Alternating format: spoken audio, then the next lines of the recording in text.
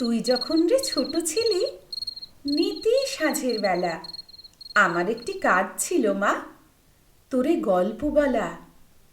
আষাঢ় মাসে বাদল দিনে মেঘের গরজনে বসতি তোরা ভাই বোনেরা মিলি ঘরের কোণে। বাবা, একটা গল্প বলো, হুকুম করতি সবে। আমি হতাম দিশাহারা, পেতাম না কিছু ভেবে।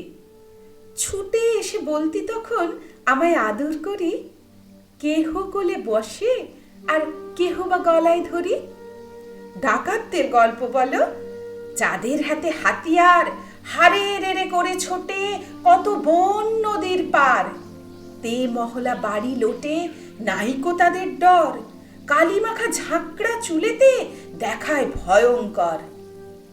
তাই তো আজ এনেছি ধরি বাংলার ডাকাতি, আশিস বাণী সাথে দিলাম তোরি কোমল হাতে। নমস্কার বন্ধুরা, সানডে উইথ শাশ্বতী চ্যানেলে আমি শাশ্বতী আবারও একটা রবিবারের দুপুরে আপনাদের সকলকে স্বাগত জানাই। এখন বেশ ঠান্ডা পড়েছে। এই প্রচণ্ড ঠান্ডায় শীতের এই দুপুরে হোক কিংবা নিঝুম সন্ধ্যায় যদি একখানা ডাকাতের গল্প হয় তাহলে কেমন হয় বন্ধুরা? আজ আমি নিয়ে এসেছি যোগেন্দ্রনাথ গুপ্তের বাংলার ডাকাত গ্রন্থ হতে সংগৃহীত একটি গল্প। শুরু হচ্ছে গল্প যোগেন্দ্রনাথ গুপ্তের লেখা গর্দানমারির মাঠ ও অট্টহাস মন্দির। বর্ধমান জেলায় অট্টহাসের মন্দির। মন্দির বলতে ইটের ক্ষুদ্র একটি ঘর, চারিদিকে গভীর বন। ডাকাতের কালি, পাষাণ নির্মিতা মূর্তি, ভীষণ দর্শনা। যেই সময়ের কথা বলছি সেই সময়ে লোকজনের বসতি বেশ দূরে ছিল। ভয়ে কেউ সেদিকে, সেই বনমধ্যস্থ মন্দিরের দিকে পা বাড়াত না। তেপান্তরের মাঠের একপাশে বিভীষিকাময় অরণ্যের মধ্যে মন্দির, সামনে বিরাট দিঘি। দিঘির পাড়ে তালগাছের সারি এবং অন্যান্য বড় বড় বুনো গাছ আকাশ ছুঁয়ে আছে। অট্টহাসের পাষাণী কালী জাগ্রতা দেবী। লোকের সব মনোবাসনা পূর্ণ করেন তিনি, বিশেষত ডাকাতদের। মায়ের কাছে নরবলি দিয়ে তবে তারা ডাকাতি করতে যায়। দূর দূরান্ত থেকে স্ত্রীলোকেরা আসে সন্তান কামনায়, পুজো দিয়ে মায়ের আশীর্বাদ নিয়ে বাড়ি ফিরে যায়। কামনা তাদের পূর্ণ হয়। গর্দানমারির মাঠ দিয়ে মায়ের মন্দির যাবার পথ।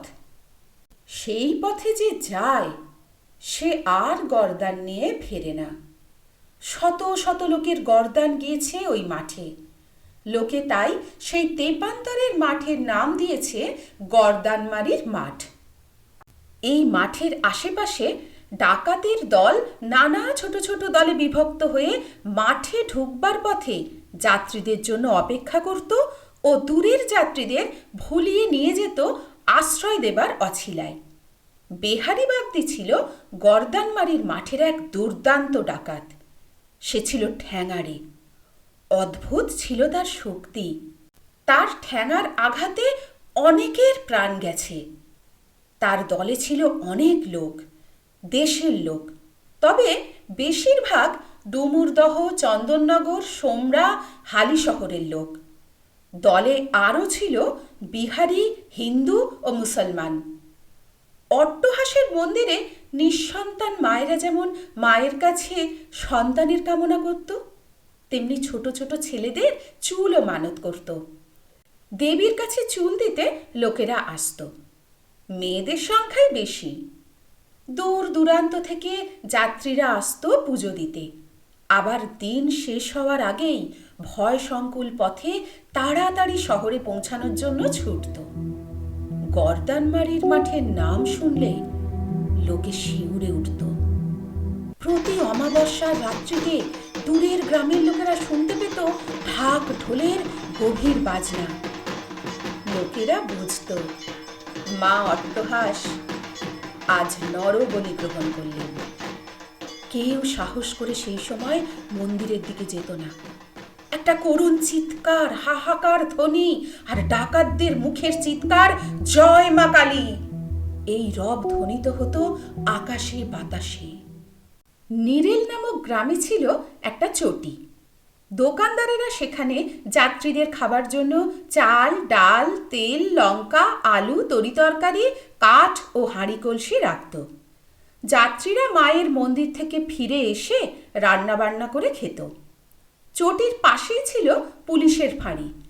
সেই জন্য লোকে এই জায়গাটাকে অনেক নিরাপদ মনে করত। কিন্তু প্রকৃতপক্ষে এই স্থানটি নিরাপদ ছিল না। ফাঁড়িদার, গ্রামের চৌকিদার সকলেই ছিল ডাকাতদের সাথী। নিরেল গ্রামের এক প্রান্তে ছিল বেহারি বাগদির বাড়ি। সেদিন সন্ধ্যার পরে বেহারি বাগদির বাড়ির একটি ঘরের বারান্দায় ডাকাতেরা বসেছে।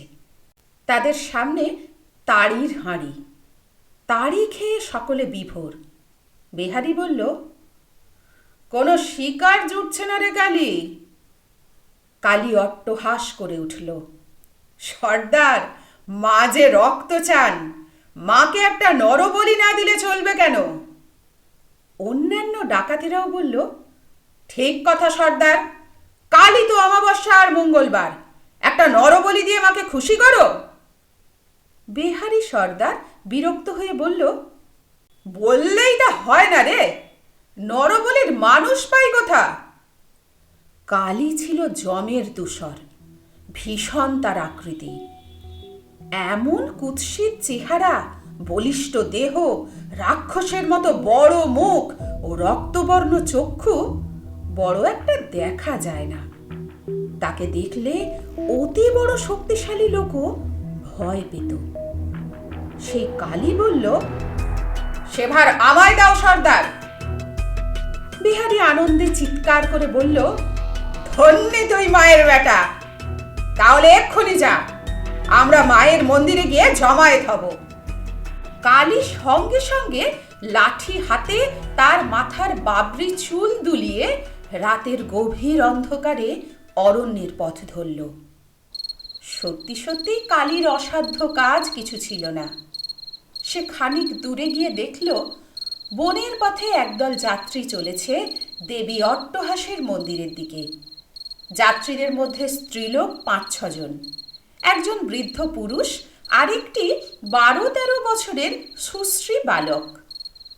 তার মায়ের একমাত্র সন্তান। মা দেবী দর্শনে একমাত্র পুত্রকে সঙ্গে নিয়ে চলেছে অট্টহাস মন্দিরে গ্রামবাসীদের সাথে। সকলে গল্প গুজব করতে করতে চলেছে। বৃদ্ধ চলেছেন সকলের আগে পথপ্রদর্শক রূপে, তার পিছনে স্ত্রীলোকের দল। মায়ের পাশে চলেছে ছেলে। সকলের শেষে ভৃত্য, তার হাতে একটি লণ্ঠন। কালী এই দলের একটু দূরে দূরে পথ চলছিল যাত্রীদলকে লক্ষ্য করে। কোন সুযোগে সে বালকটিকে চুরি করবে, এই ছিল তার মনের বাসনা। কিন্তু বুদ্ধিমান সে। ফাঁড়িদারের এলাকার মধ্যে এমন একটা ভয়ানক কাজ করলে কখন কি বিপদে পড়তে হয়, সেই ভয় যে তার একেবারে ছিল না তা নয়। ক্রমে প্রভাত হল। দলের লোকেরা নিরেলের চটিতে আশ্রয় নিল এবং তারপর আবার পথ চলা শুরু করল।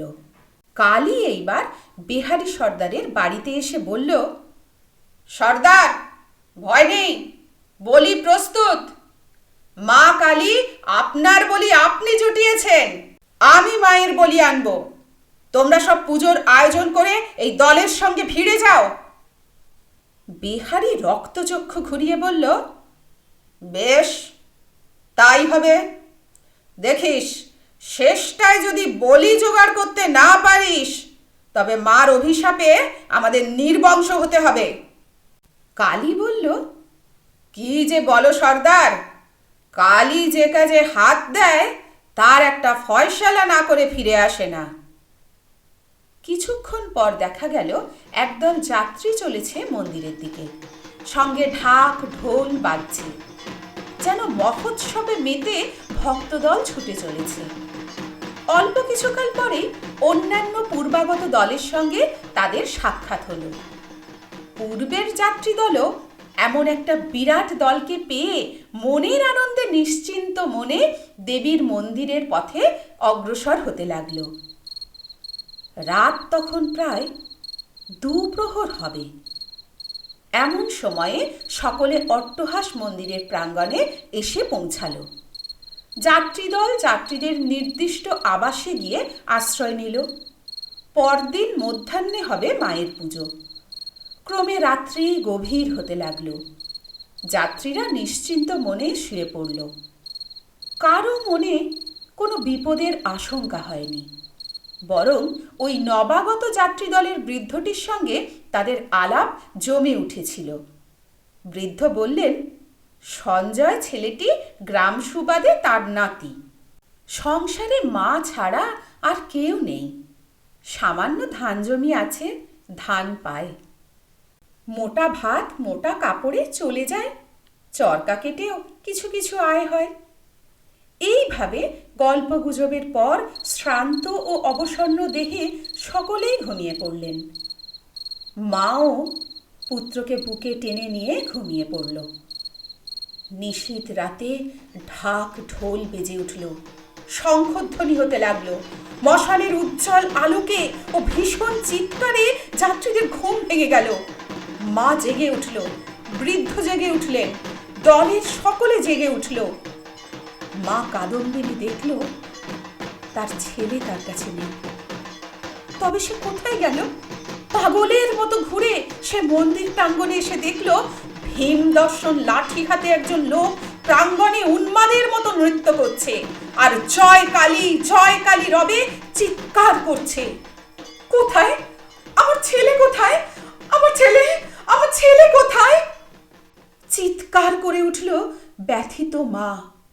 বেহারি সর্দার গর্জন করে বললেন, ওই দেখ, তোর ছেলেকে পুরুত ঠাকুর স্নান করিয়ে নিয়ে আসছেন। মার কাছে তাকে আমরা বলি দেব। বচ্ছাড়।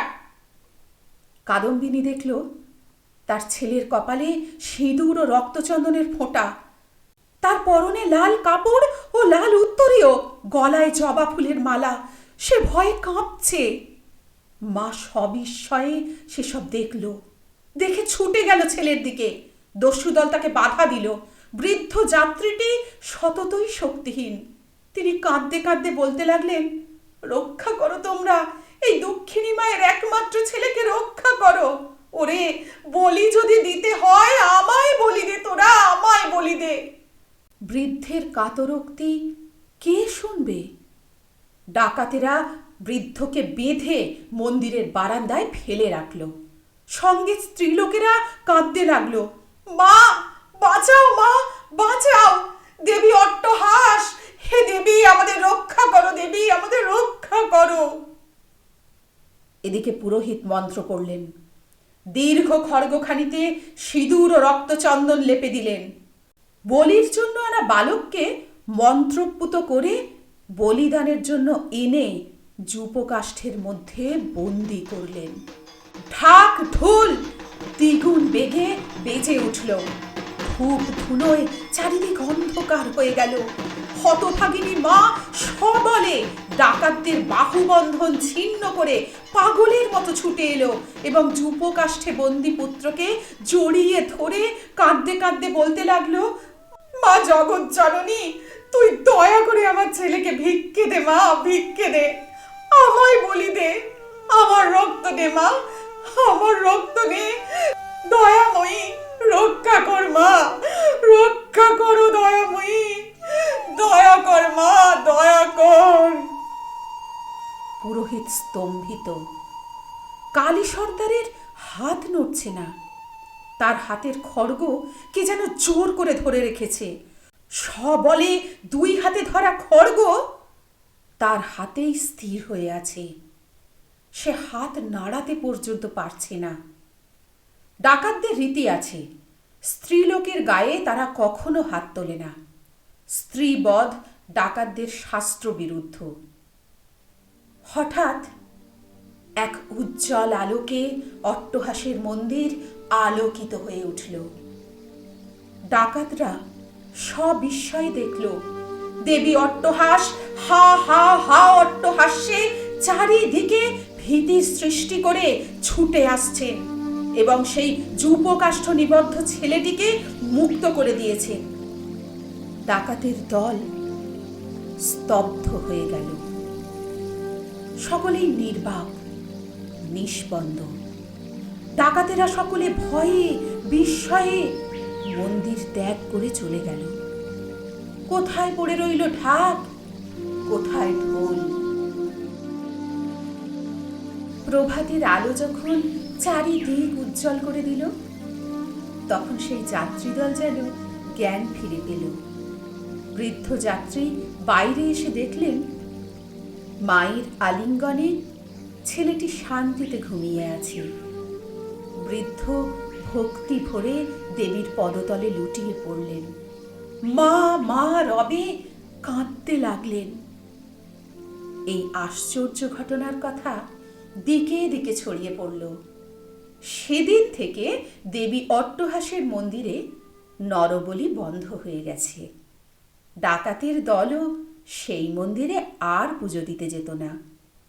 জগন্মাতার পুজো বলতে গেলে বন্ধই হয়ে গেল।